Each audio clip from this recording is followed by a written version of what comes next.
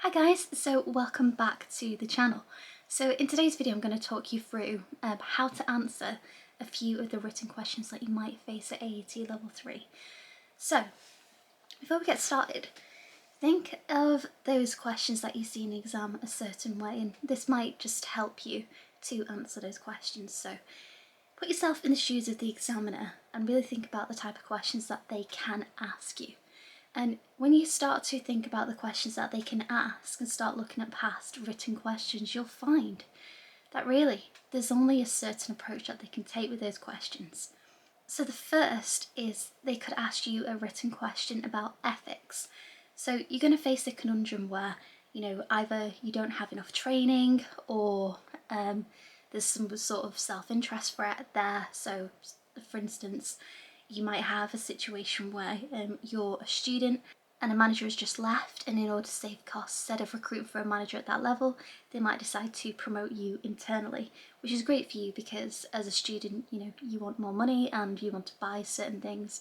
So instantly you got to think in your head, what two ethical principles are potentially in breach here? And the first of those might be that firstly you've got a self-interest threat straight away because you want something and you might be persuaded to take the job whether you have the right experience or not because you want to be able to buy further things and get more money from your job. Secondly, if you're a student, what is the likelihood that you're going to have the same expertise as a manager?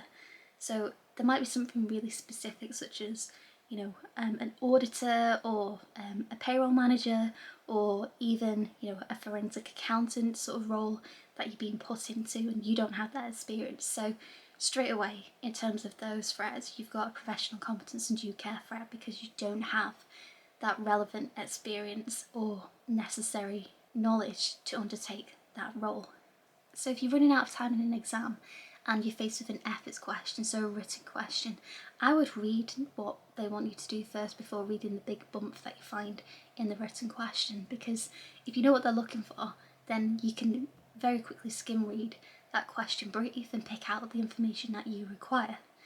So it's the same with if you're asked to mitigate those threats in an ethical question. So if they say, what can you do to resolve these threats? And the first one is always going to be training, because whether you're an AAT qualified, ICB qualified, ATA qualified, there will always be training that you can do as part of CPD. So if you feel you don't have the relevant experience, you can ask for training, and that mitigates the threat of professional competence and due care. And in terms of self-interest, you can always decline the position. So that's always an option. And it's the same if you see a self-interest threat regarding, taking on a large client who will boost the business profits by X amount. Well, you can always decline to take on that client, or if you've got a client who is creating some sort of intimidation threat because, again, they make up the majority of fees that you have in the business, you can always disengage that client, and that is again a mitigation towards that ethical threat. The next sort of question that you might face might be something along the lines of sustainability. So they might ask you why it's important for a client to take a long-term view or look at sustainability in their business. And they might ask you to write about why it's important that they do that. And the reason it's important is because if they don't take a long-term view of the business and sustainability long-term, then it might compromise the needs of the future generation if they didn't do that. Secondly, if it's a manufacturing type of business where they use a lot of products, what you can always advise is that they use sustainable products. So look at what the question is saying. So if that business, makes furniture or if they make flooring, etc., what type of materials are they using and are they sustainably resourced? So that's again just another tip. Now, one of the key questions or written questions that I see students struggling with is around going concern.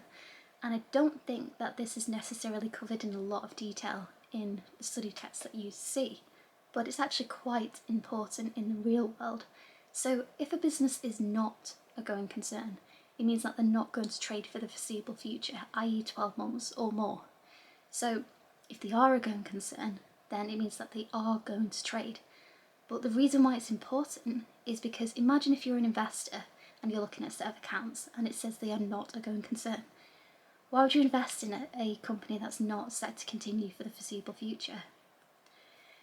So There's also impacts on the financial statements themselves. So when you look in detail at the balance sheet, you'll see that you have current assets and non-current assets.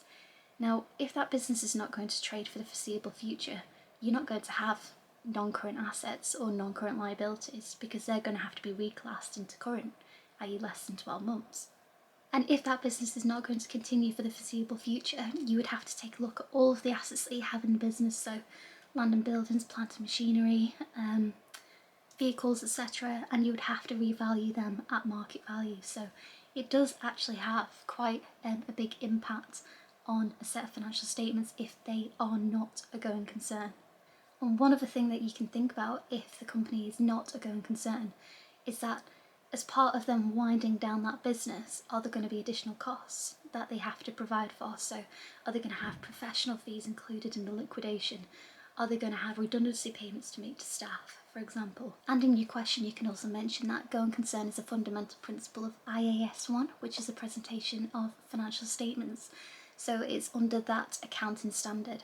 And again, all going concern means is that the company is able to meet its obligations and that is set to continue trading for the foreseeable future. So I hope this video helped you. Again, it's just a brief guide on how to answer those written questions that you might find at AAT level 3, particularly in a synoptic type scenario. But yeah, if you did find it useful, hit the like button, consider subscribing as always, and I shall see you on the next video.